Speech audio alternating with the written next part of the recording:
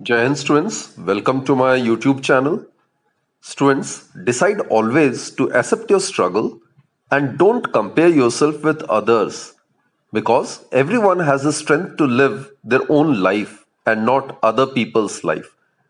So basically, have faith in your own abilities and have that confident and positive approach towards life.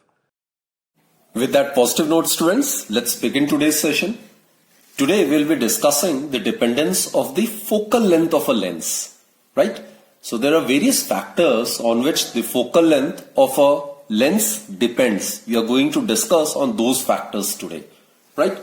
So students, first and foremost, we will study the dependence of the focal length of a lens on the radii of curvature, right? This is a convex lens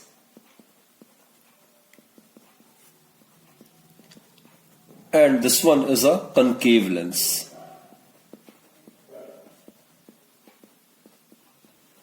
Now students, this is considered to be the optical center, right?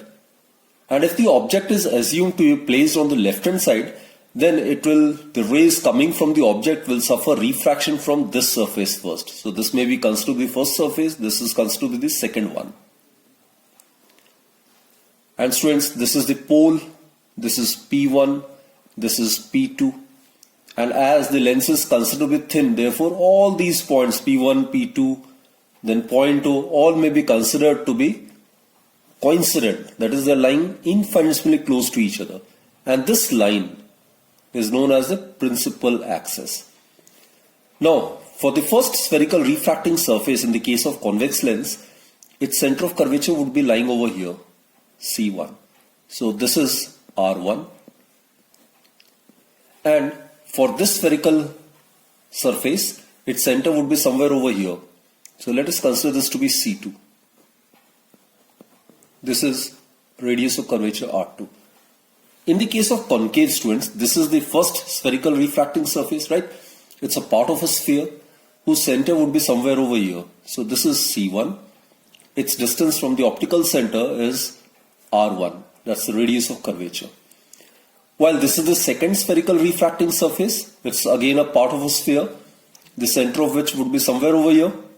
So this is the center of curvature of the second spherical refracting surface, and its distance from the pole or the optical center may be considered to be the radius of curvature. Now students, we are aware lens maker's formula, it states that the reciprocal of the focal length or the power of a lens is given by mu minus 1 by R1 minus 1 by R2. This we are aware it is known as lens maker's formula, isn't it? So this formula relates the focal length of a lens with the refractive index of the material of the lens with the radii of its curvature of its two surfaces. Clear? Now, this is mu. It is the absolute refractive index of the denser medium with respect to rarer medium. If this is mu2, this is rarer medium mu1. Mu2 is the absolute refractive index of the denser medium. Mu1 is the absolute refractive index of the rarer medium. Here mu is mu2 divided by mu1. So it is the relative refractive index of the material of the medium of the glass with respect to the refractive index of the medium in which the lens is placed, right? Okay. Now students, let's consider for convex lens. For convex lens, let's make use of sign convention, right? This is where the object is assumed to be placed. So this is the direction of the incident ray. This is the direction of incident ray. So OC1, that is OC1, which is R1, it will be taken as plus R. Now OC1, it's measured along the direction of the incident ray, and accordingly it will be assigned positive sign. And here students, we are considering a double convex lens. We are considering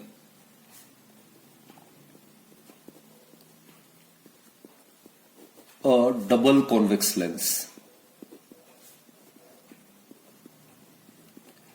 where the magnitude of the radius of curvature is same of both the surfaces.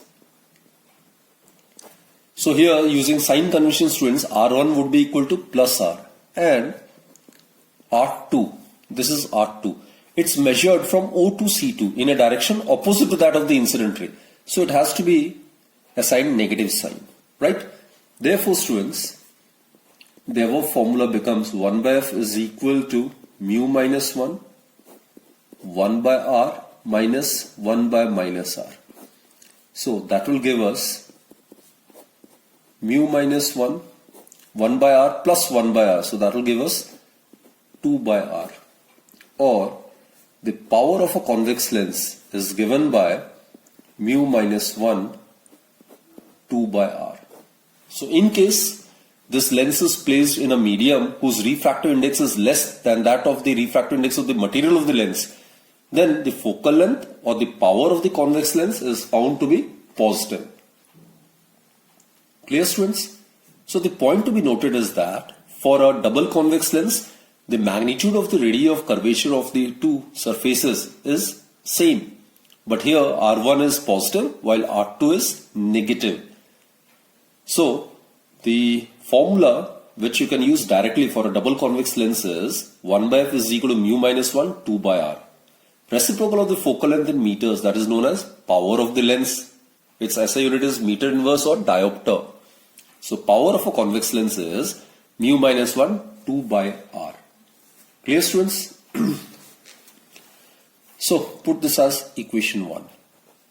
So it implies that focal length and power of a convex lens is positive, provided, students, as I've told you, it is placed in a medium having refractive index less than the refractive index of the material of which this lens is made.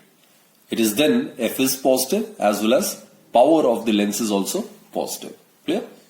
Now let's discuss for concave lens.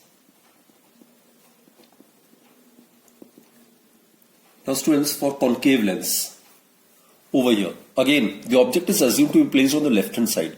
So this is the direction of the incident ray, isn't it? So here we are again considering a double concave lens. It means that let the magnitude of the radii of curvature of both the spherical surfaces be same. Let us assume it to be R. Here, students, applying sign convention, what you get is OC1, which is considered to be R1, right? OC1. It is measured in a direction opposite to that of the incident ray. So it has to be assigned negative sign. And OC2. OC2 is measured from left to right, that is along the direction of the incident ray. So it has to be assigned positive sign. So substitute these values in the lens maker's formula. What you get is 1 by F, it would be equal to mu minus 1, 1 by in place of R1 substitute as minus R, minus 1 by in place of R2, right? R. So what you get is 1 by F is equal to mu minus 1, minus 1 by R, minus 1 by R. That will give us minus 2 by R. Or the power of a double concave lens, it's given by mu minus 1 minus 2 by R. Now students, mu, as I've told you, it is the refractive index of denser medium with respect to rarer medium. So if the lens is assumed to be placed in a rarer medium, then refractive index would be greater than 1. Accordingly, the focal length and the power of a concave lens would be negative. So in this case, the focal length and power of a concave lens when placed in a rarer medium is negative. So students, above the equations, it shows that the focal length of a lens of larger radii of curvature is large, isn't it? Look over here, the greater the value of R, the greater will be the magnitude of F. isn't it?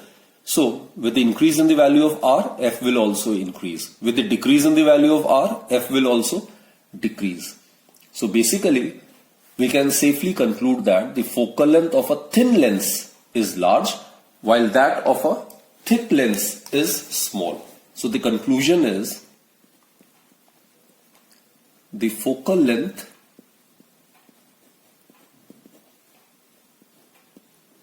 of a thin lens is large. Thin lens means having large radius of curvature. So with large radius of curvature, the focal length will also be large. So focal length of a thin lens in which the radius of curvature is large would be large, isn't it? And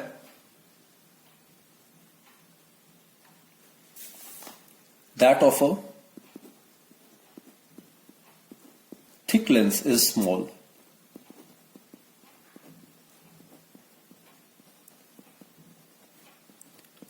Students, for a thick lens, the radius of curvature is small.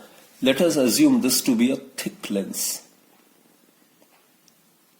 This is a thick lens, right? Thick convex lens. So here the radius of curvature would be small, isn't it? It's a part of a sphere, so its center would be somewhere over here. So this will be the radius of curvature. This is the radius of curvature. So thicker the lens, smaller will be its radius of curvature. And smaller the radius of curvature, smaller will be the focal length. So that's why we can safely conclude that the focal length of a thin lens is large, while that of a thick lens is small, isn't it? So again I repeat, student, these two equations, 1 and 2, from these two equations we conclude that the focal length of a lens of larger radii of curvature is large, and that of smaller radii of curvature is small. In other words, the focal length of a thin lens is large, while that of a thick lens is small. For a thin lens, the value of radius of curvature would be large, and accordingly focal length is large. And for a thick lens, the radius of curvature is small, and accordingly the focal length would be also small, right? And power being the reciprocal of focal length, its result will get reversed. Now students, let us discuss the dependence of the focal length of a lens upon the refractive index of the material of the lens, right?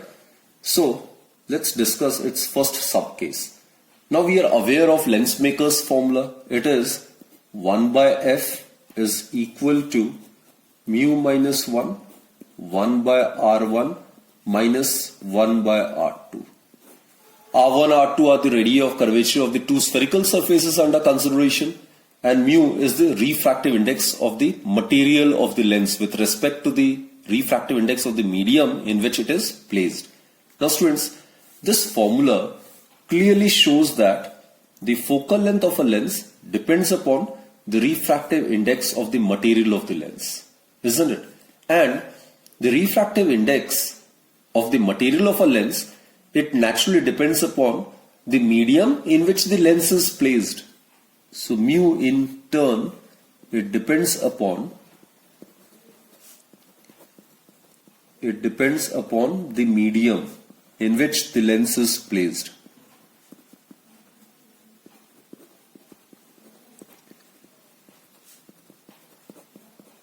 So we can conclude that the focal length or the power of a lens depends upon the medium in which the lens is placed, right? Generally students, the lens is placed in air. Hence in the above formula, this mu is the refractive index of the material of the lens, which is glass, with respect to air, isn't it? Now suppose if the lens is placed in a medium other than air, example, it can be any transparent liquid, then due to change in the value of the refractive index, the focal length of the lens will also change, right? So from this, it's pretty clear. It's actually inversely proportional, isn't it? So if the value of refractive index decreases, the focal length will increase. So main point is, students, if refractive index decreases, then the focal length increases.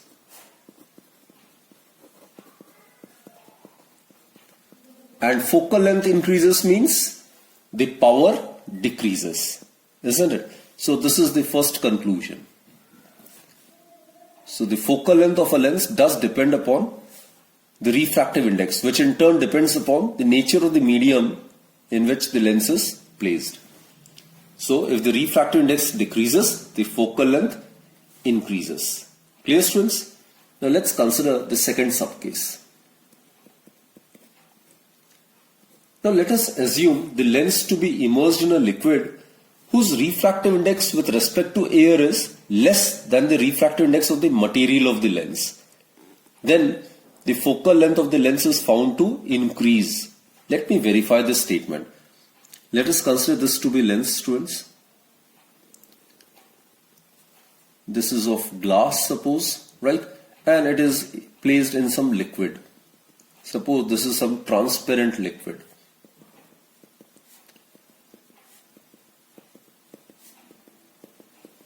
Suppose it is represented by L, right? And here, let us assume that the refractive index of the liquid with respect to air, it is the absolute refractive index of this liquid, is less than the absolute refractive index of the glass. Then we will going to prove that the focal length of the lens increases, right? Let us consider this case, students. Now here, making use of this formula, what you get is 1 by F liquid. When this lens is placed in a liquid, then what we get is 1 by F liquid is equal to mu. Here mu is the, in case of lens placed in air, it will be refractive index of glass with respect to air, isn't it? In this case, it will be refractive index of glass with respect to liquid. It is glass with respect to liquid. Minus 1 and then 1 by R1 minus 1 by R2. Right, students? Also, put this as equation 1. In case it is placed in air, then what happens is it will be equal to refractive index. It will be glass with respect to air, right? So it will be glass with respect to air minus 1. 1 by R1 minus 1 by R2. Now from these two, we can safely conclude that F liquid divided by F air. So it will be equal to mu GA minus 1 divided by mu GL minus 1. Right, students? And obviously, it is the absolute refractive index of glass. It is the relative refractive index of glass with respect to liquid. So mu GA obviously is greater than mu GL. Right? Therefore, this is greater than 1. Or in other words, we conclude that F liquid is greater than F air. So students, what we have proved is that whenever the lens is immersed in a liquid whose refractive index with respect to the air is less than the refractive index of the material of the lens, then the focal length of the lens will always increase, right? This is the conclusion which we have obtained. Now students, let us consider the third case, third subcase actually. Now here we have considered the refractive index of the liquid with respect to air to be smaller as compared to the refractive index of the material of the glass with respect to air, right? If however, the refractive index of the liquid is considered to be greater than the refractive index of the material of the lens, that is, consider this case. Consider refractive index of the liquid, it is the absolute refractive index of the liquid, to be greater than the absolute refractive index of glass. For example, carbon disulfide solution, its absolute refractive index is found to be about 1.63. while the absolute refractive index of glass is 1.5. So basically we are dealing with the case whereby a lens is placed in a liquid which is more denser, which is having more refractive index as that of the material of the lens. Then what happens? That is to be discussed, right? So in this case, students, the formula again, in this case, it becomes, from lens maker's formula, we get 1 by F liquid. In this case, it would be, obviously, since the lens is placed in liquid, therefore, it will be refractive index of the denser medium with respect to the rarer, glass with respect to the liquid, minus 1, 1 by R1 minus 1 by R2. Also, students, we are aware, refractive index of glass with respect to the liquid, this is the relative refractive index, it will be equal to the absolute refractive index of glass divided by the absolute refractive index of liquid. Now, in case refractive index of the liquid is greater than the refractive index of the glass, then from this it's pretty clear that the relative refractive index of glass with respect to liquid will become less than 1, isn't it? It will become less than 1. Therefore, 1 by F liquid, it is equal to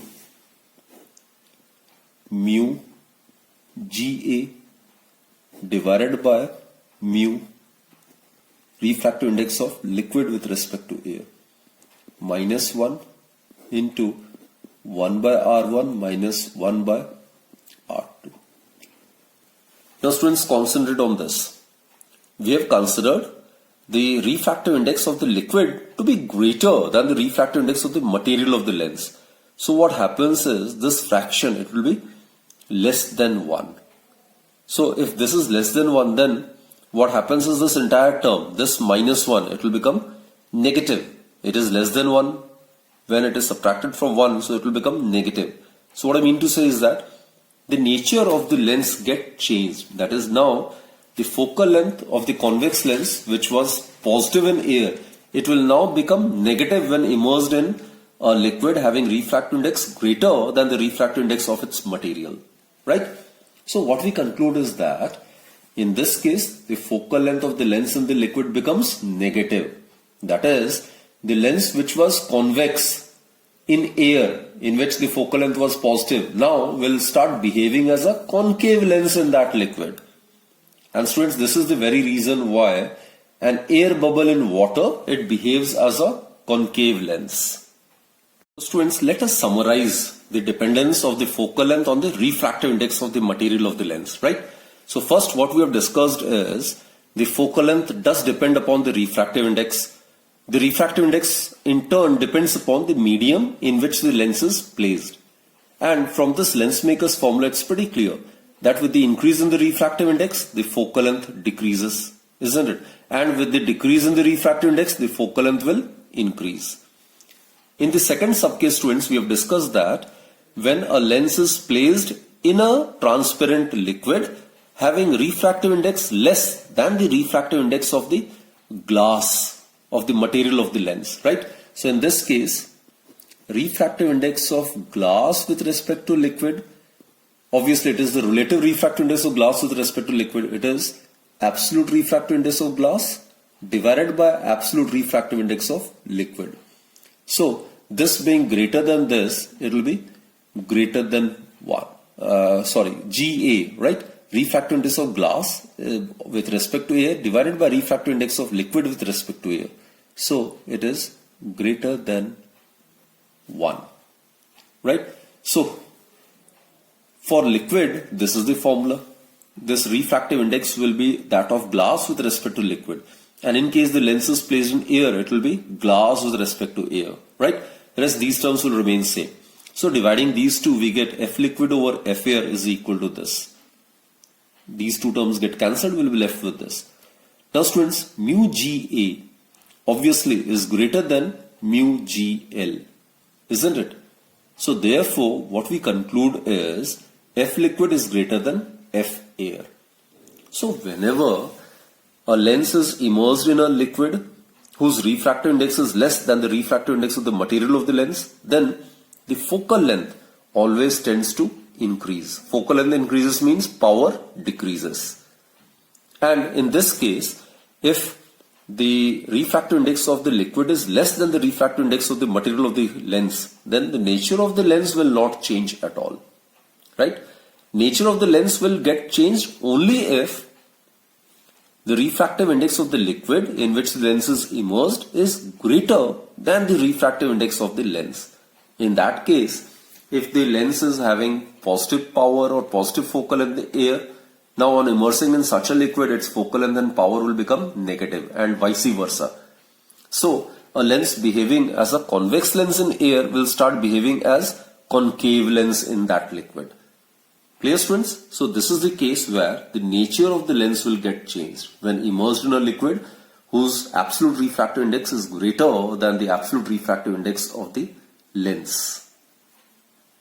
Students, now let us try to attempt these numericals based on the theoretical concepts which we have just now studied, right? Let's try to get the solution of the first question. A double convex lens means having same radii of curvature. Its radii is given to be 20 centimeter. The refractive index of the glass is 1.5 and we are supposed to compute the focal length of this lens in air when immersed in carbon disulfide of refractive index 1.63. So there are two parts. First, let's find out the focal length of this lens in air, and in the second case we will try to find out the focal length of the same lens when it is immersed in carbon disulfide solution, right? So let's write down the given information. Refractive index of glass with respect to air, that's given to be 1.5. The refractive index of the carbon disulfide solution with respect to air. With respect to air means I'm talking about absolute refractive index. It is given to be 1.63, right? R1, it is given to be plus 20 and R2. For a double convex lens, R1 is positive, R2 is negative. We are aware of it, students. So, from lens maker's formula, in air, the focal length would be given by, when it is placed in air, it is mu Ga minus 1, 1 by R1 minus 1 by R2. So, it implies that 1 by F air is equal to, refractive index of glass with respect to air is given to be 1.5 minus 1. It is 1 by 20 minus 1 by minus 20. So students, minus it get plus. So 2 by 20 is 1 by 10. So what we get is 1 by F air is equal to 0.5 multiplied by 1 by 10. So that will give us 5 by 100, which is 1 by 20, which implies that the focal length of the given double convex lens in air is 20 centimeter, right? So obviously in air a convex lens behaves as a converging lens. Now let us consider FC be the focal length of the lens when immersed in carbon disulfide solution of refractive index 1.63. Students, note this value 1.63. It's greater than that of glass. Now in the theoretical portion we have discussed, whenever a lens is immersed in a medium having refractive index greater than the refractive index of the material of the lens, then the nature of the lens gets changed. So let's try to mathematically verify this fact, right? So in the carbon disulfide solution, let its focal length be represented by 1 by Fc. So in this case, the glass is immersed in carbon disulfide solution, right? Minus 1, this will be same, 1 by R1 minus 1 by R2. Here we are aware the relative refractive index of the glass with respect to carbon disulfide solution would be ratio of the absolute refractive index of glass to the absolute refractive index of carbon disulfide solution, right? So it would be equal to 1.5 divided by 1.63. Clear, students? Okay. Now let's substitute these values over here.